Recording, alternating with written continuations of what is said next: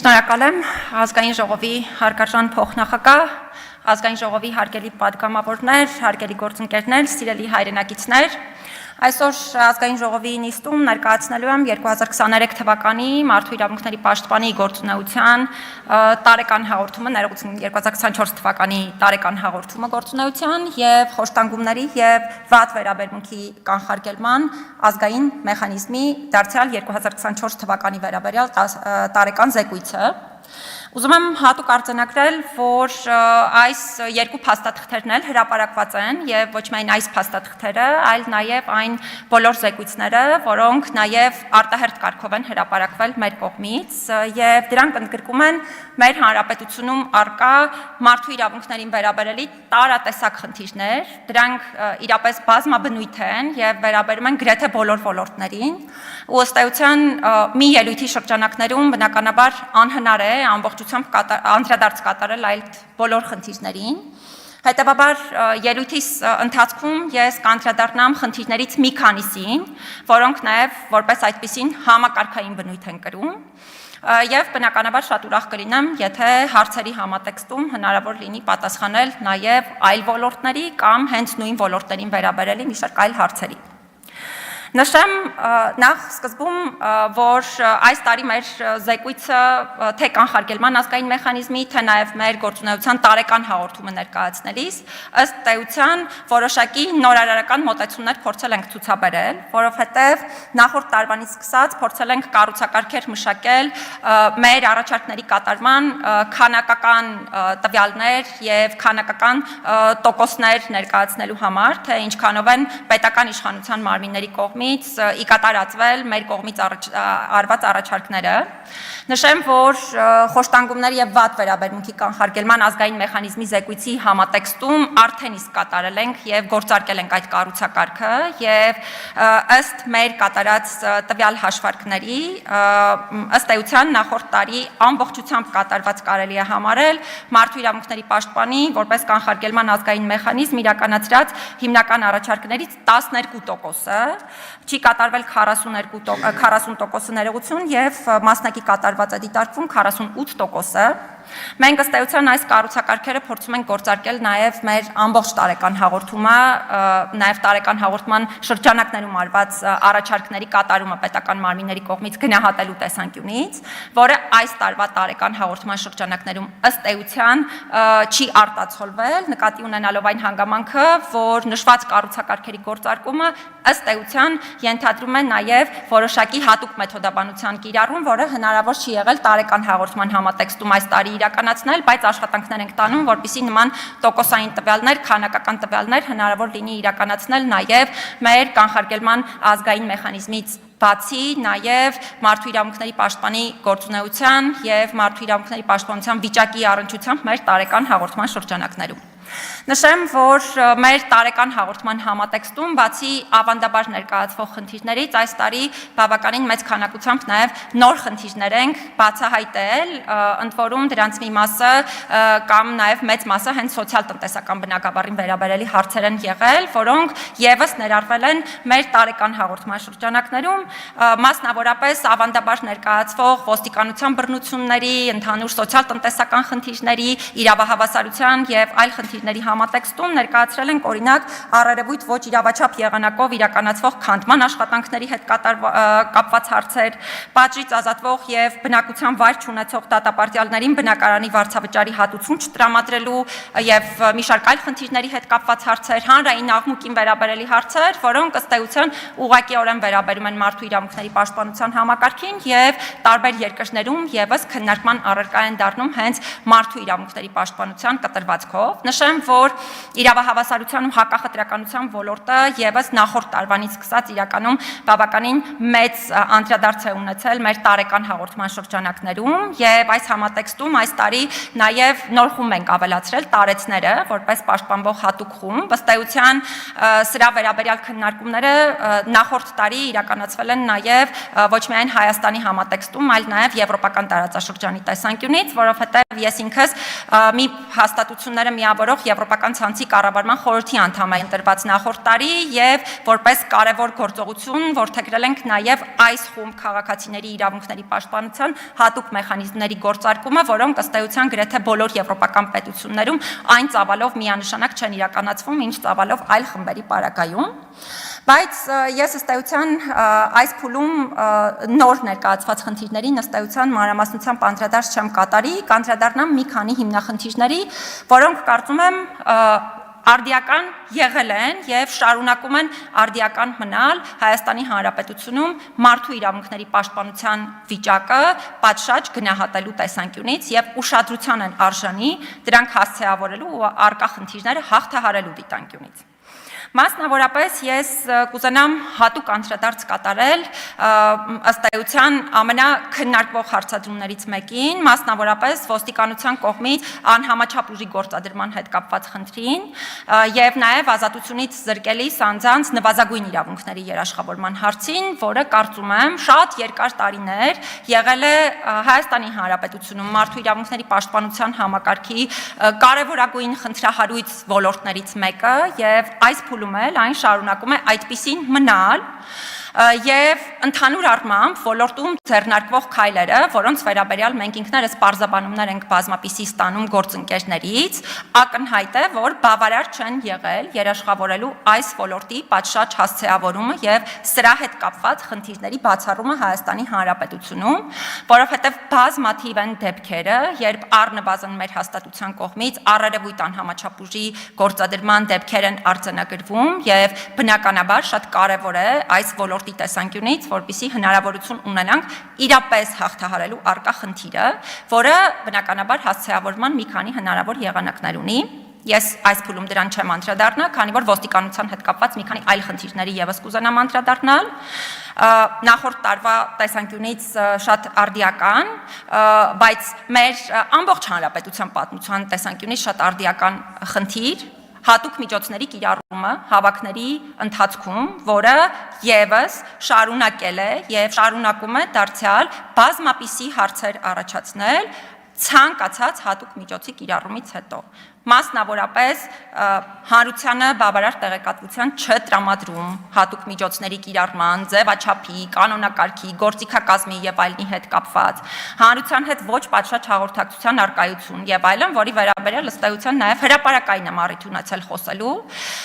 եւ այս խնդիրը կարծում եմ ամենակարևորներից է, որը իրապես պետք է հասցեավորվի։ Կարծում եմ, որ ոլորտում արկա հաջորդ կարևորագույն խնդիրը քրեական հետապնդումների բացակայությունն է իրավապահ մարմինների այն ներկայացուցիչների նկատմամբ, ովքեր ենթադրաբար կարող են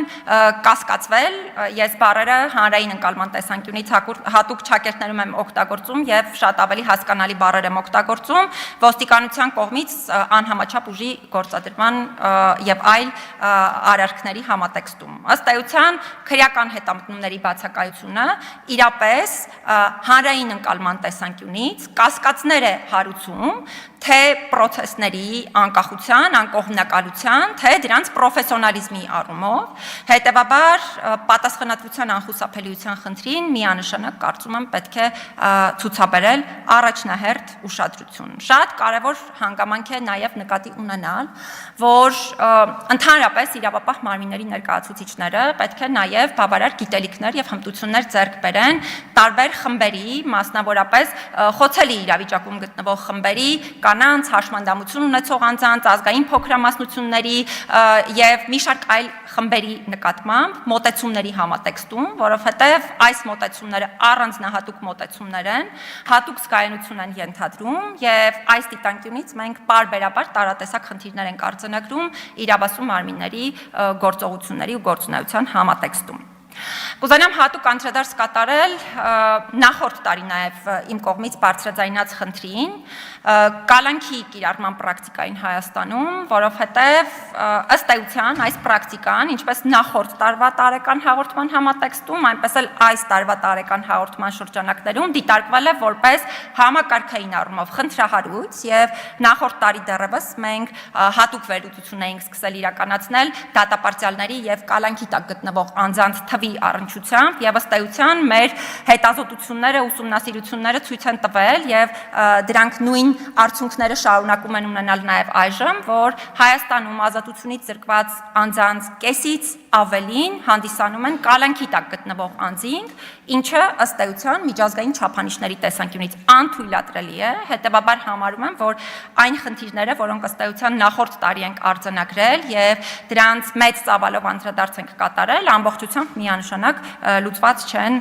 այս տարվա տարեկան հաղորդման համատեքստի առնչությամբ խոսելիս եւս։ Ուզում եմ հատուկ անդրադարձ կատարել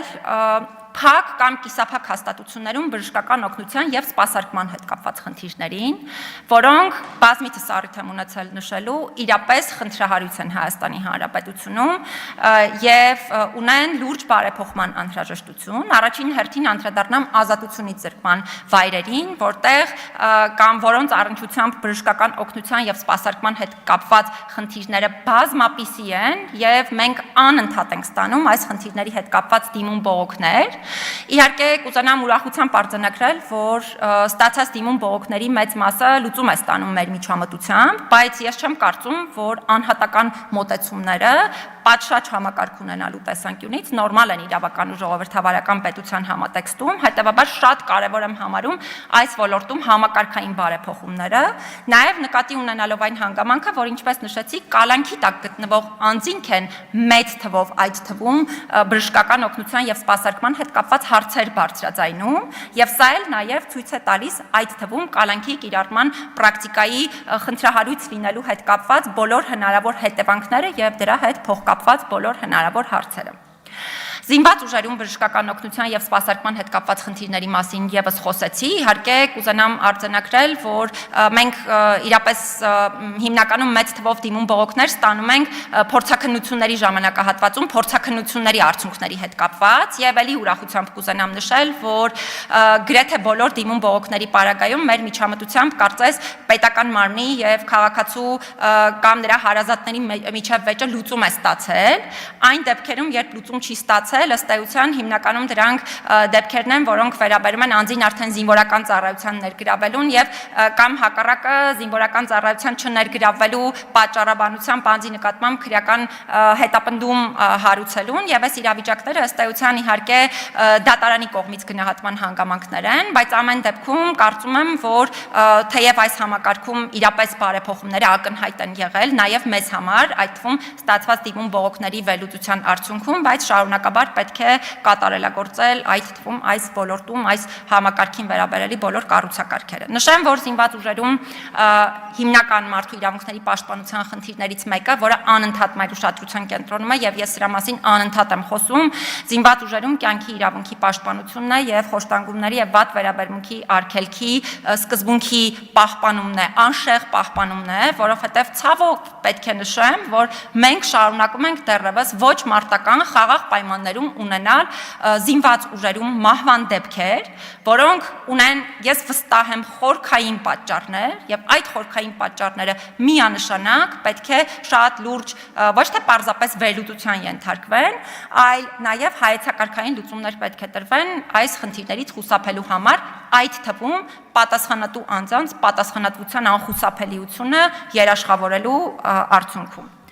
Ուզում եմ հատուկ արձանագրել նաև խոշտանգումներից եւ վատ վերաբերմունքի այլ ձևերից զերծ մնալու իրավունքի երաշխավորման հետ կապված խնդիրները,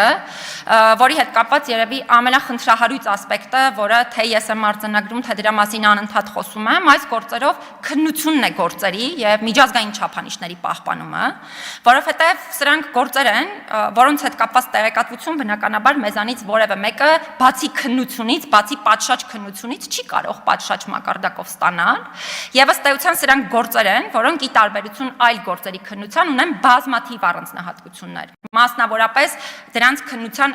արագությունը, որը ամենակարևոր չափանիշներից մեկն է, որի հետ կապված մենք պարբերաբար խնդիրներ ենք արձանագրում, կամ այս գործերի քննության հետ կապված իրենց ipso facto բնույթը, այսինքն անձի կողմից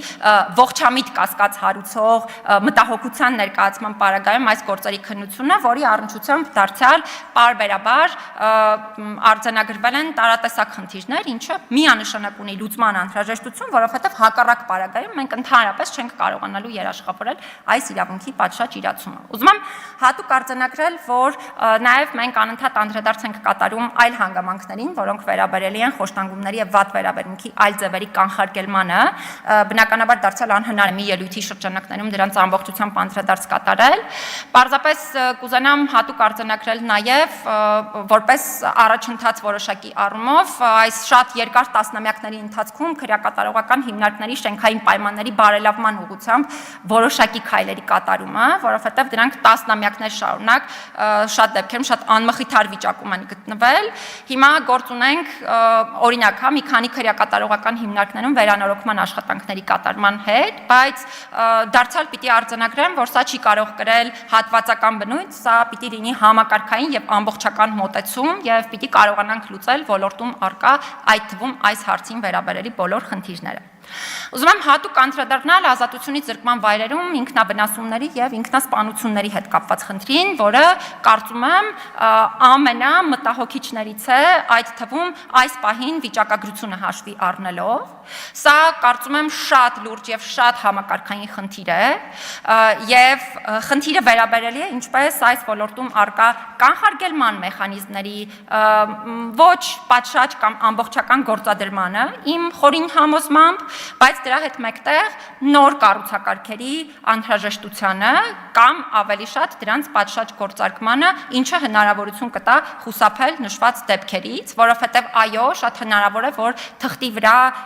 եւ շատ լավ է, որ պետությունը երաշխավորել է իր այդ պարտավորության իրականացումը ու թղթի վրա արձանագրել է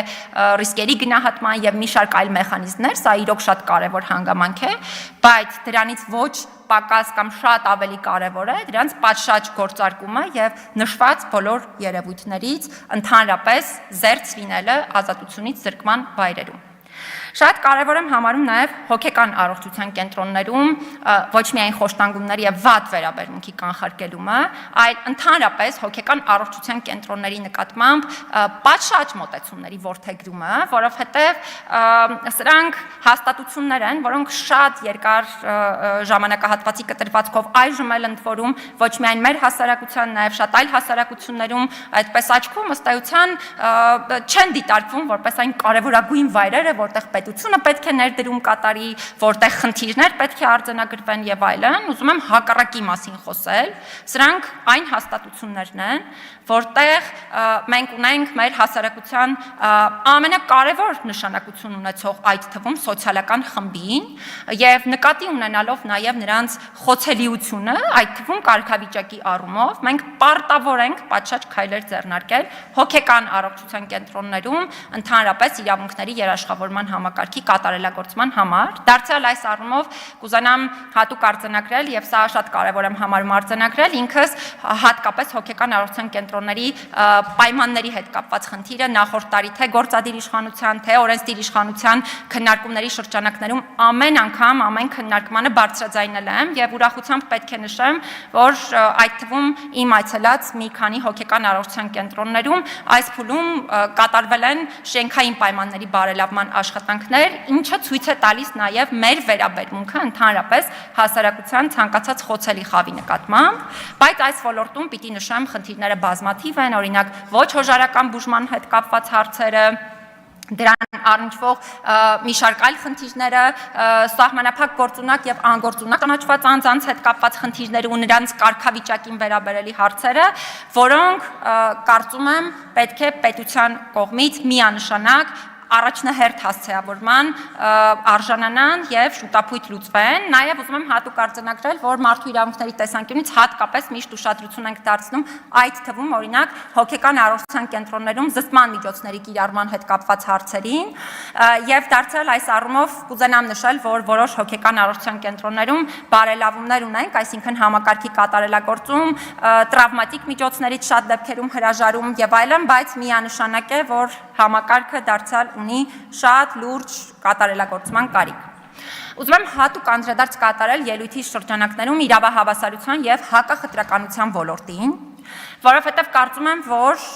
մեր հասարակությունում այս ոլորտի հետ կապված պատկերացումները նախ շատ թյուր են եւ այդ շատ թյուր պատկերացումների արդյունքում մենք բազմաթիվ խնդիրների ենք հանգում, սկսած տարբեր սոցիալական խմբերի տեսանկյունից խտրականության դրսևորումների, որոնք նույնիսկ մարդիկ շատ դեպքերում չեն էլ գիտակցում, որ ըստ էության խտրականության դրսևորում է, ավարտած դասական ատելության եւ խտրական խոսքի դրսևորումներով, որոնք այդ թվում հանրային գործիչներն են անընդհատ իրենց խոսքի մեջ օգտագործում, եւ կարծում եմ, որ այս ոլորտի վերաբերյալ եւս անհրաժեշտ է անընդհատ խոսել, այս ոլորտի վերաբերյալ բոլորս պետք է բավարար գիտելիքներ եւ հմտություններ ձեռք բերենք, խուսափելու համար տարատեսակ խնդրահարույց իրավիճակներից, որոնք կարող են վերաբերելի լինել իրավահավասարության եւ հակախտրականության ոլորտին։ Ըստ էության ես բոլոր խմբերին առանձին եւ բոլոր հնարավոր խնդիրներով չեմ անդրադառնա, պարզապես դրանցից յուրաքանչյուրի վերաբերյալ օրինակ մի խնդիր այսպես հրապարակային կներկայացնեմ, որպեսզի շատ ավելի պարզ լինի սրա հետ կապված խնդիրների բազմազանությունը եւ հասցեավորման անհրաժեշտությունը։ Սկսեմ օրինակ ազգային փոքրամասնությունների իրավունքներից, օրինակ նախորդ տարի մենք ազգային փոքրամասնությունների լեզուներ դասավանդող մասնագետների հետ կապված անընդհատ խնդիրներ ենք արձանագրել, ընթացիկ օրինակ ատեստավորման պրոցեսներում, բայց նույնիսկ անկախ ատեստավորման գործընթացներից մենք Հայաստանում ունենք մեր ազգային փոքրամասնությունների գրեթե բոլորի լեզուների դասավանդման հետ կապված խնդիրներ այն պատճառով, որ օրինակ մեր բարձրագույն ուսումնական հաստատությունները օրինակ մասնագետներ չեն պատրաստում այդ ոլորտներում, մինչդեռ ես հրապարակային եմ ուզում ասել, որ պետությունը այդ ոլորտում ունի պարտավորություն։ Մենք չունենք ամբիոններ, չունենք այն վերապատրաստման դասընթացները, որոնք անհրաժեշտ են իրականում այս խնդիրները հասցեավորելու համար։ Դարձյալ ուզում եմ ուրախությամբ նշել, որ վերջին տարիներին շատ ավելի ակտիվացել է պետության կողմից այս ուղղությամբ քայլերի ձեռնարկումը, բայց նորից ուզում եմ արձանագրել, որ այդ քայլերի ձեռնարկումն ըստ էության բավարար չէ։ Երեխաների հետ կապված հարցին անդրադառնալիս կուզենամ հատուկ անդրադառնալ երեխաների նկատմամբ բռնության հետ կապված խնդրին, որովհետև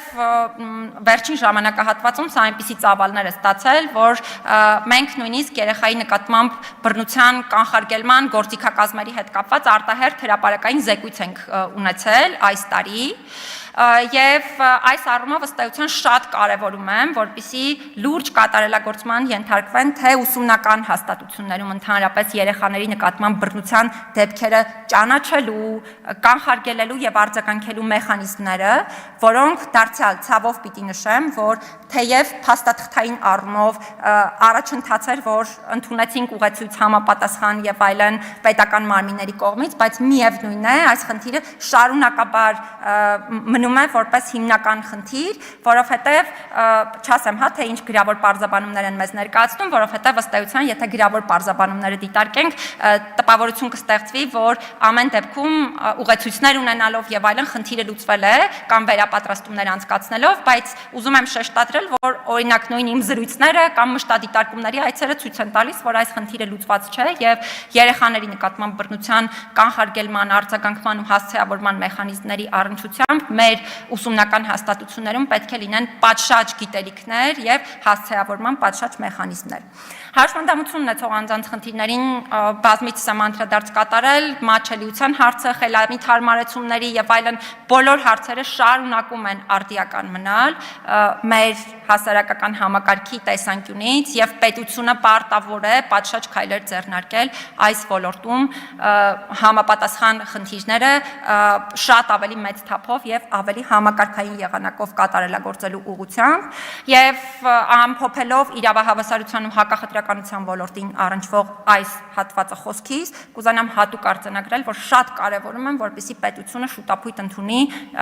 իրավահավասարության մասին օրենքը, որովհետեւ այս օրենքը ամբողջ աշխարհում էլ դիտարկվում է որպես շատ կարևոր գործիք ոլորտի դեմ, ոլորտում առկա խնդիրների դեմ պայքարի տեսանկյունից։